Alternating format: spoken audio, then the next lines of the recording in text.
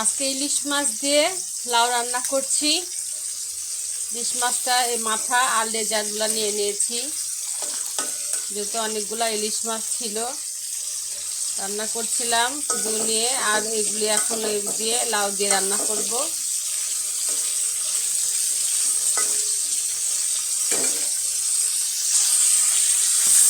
খুব বেশি ভাজবো না, এটা হালকা ভাজার মধ্যে দিব, যেহেতু লাউ দিয়ে রান্না করব। হালকা ভাজা দিয়ে আমি রান্না করব।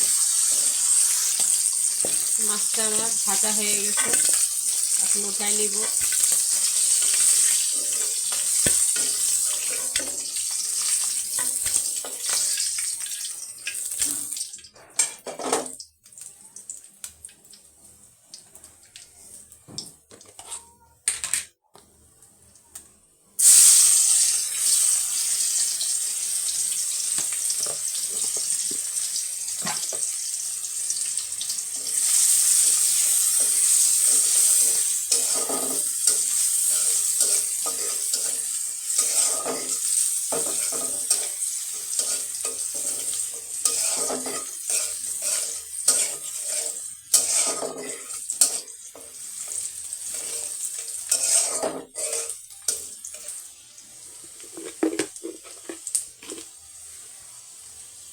লবণ দিয়ে দিলাম 1 চামচ, যদি লাগে পরে আবার দেখে লবণটা টেস্ট করে তারপরে আবার দেব।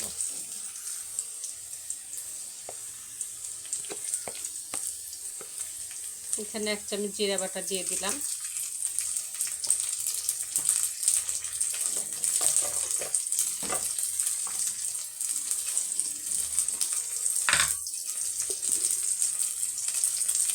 আদা রসুন বাটা 2 চামচ দিব, দিয়ে দিলাম 2 চামচের মতো। 2 চামচই দিয়ে দিয়েছি আদা রসুন বাটা।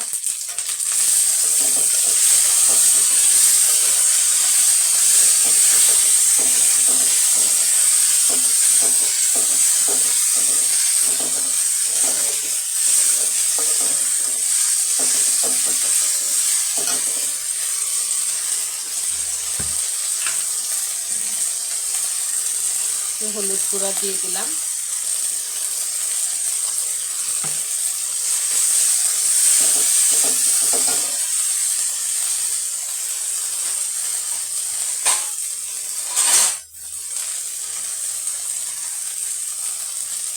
পানি দিয়ে দিলাম।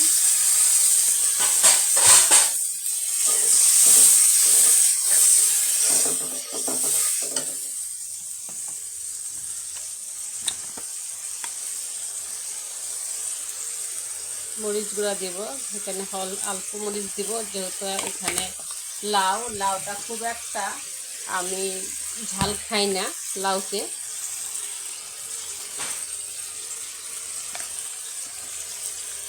লাউটা ঝাল কম হলে ভালো লাগে। এখন আমি মশলাটা ভালোভাবে কষিয়ে নিব। এই যে দেখছো তেল উঠে গেছে, তার মানে মশলা কষানো হয়ে গেছে। আমি এখন এর মধ্যে ইলিশ মাছগুলো ছেড়ে দিলাম।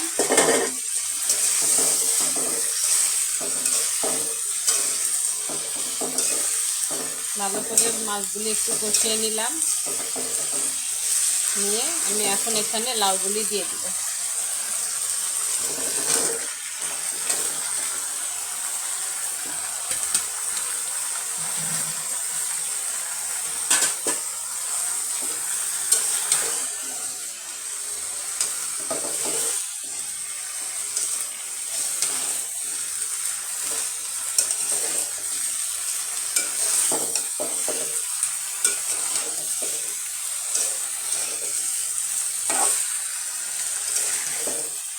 একদম কচি লাউ দিয়ে ইলিশ মাছের মাথার লেজা দিয়ে রান্না করলে সেই মজা লাগে। এবং ইলিশ মাছটা অনেকটা স্মেলটা খুবই ভালো। ঢেকে দিলাম।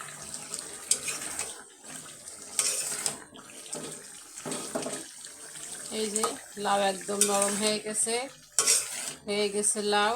আমি একটু লবণটা টেস্ট করব, চেক করে মাছের তেলে একেবারে লাউ হয়ে গেছে। ইলিশ মাছটা এত তেল।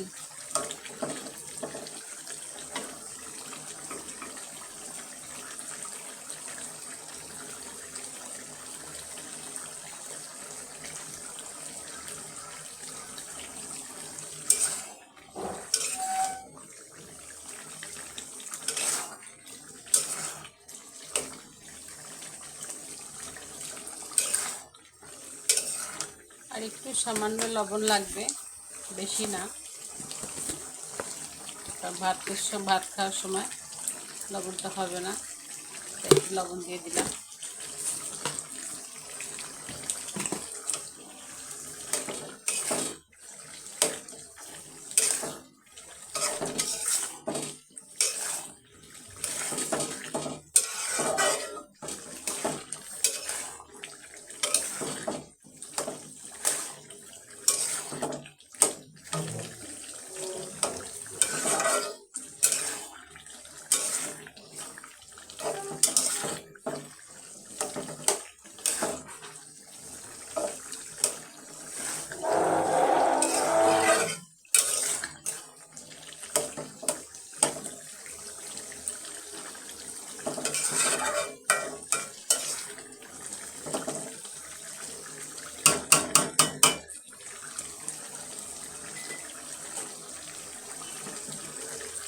এই যে হয়ে গেছে। তোমরা যদি এভাবে মাছের মাথা আর লেজা দিয়ে, ইলিশ মাছের মাথা লেজা দিয়ে যদি রান্না করে খেতে ভালো লাগে বা এভাবে রান্না করতে ভালো লাগে, তাহলে অবশ্যই রান্না করে খেয়ে দেখো কেমন লাগে।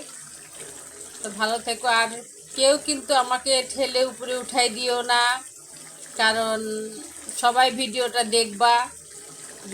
যেহেতু ভিডিওটা সামনে চলেই আসবে, সেহেতু সুন্দরভাবে দেখে কমেন্ট করে, একটা গঠনমূলক কমেন্ট করে তারপরে চলে যেও, ঠিক আছে?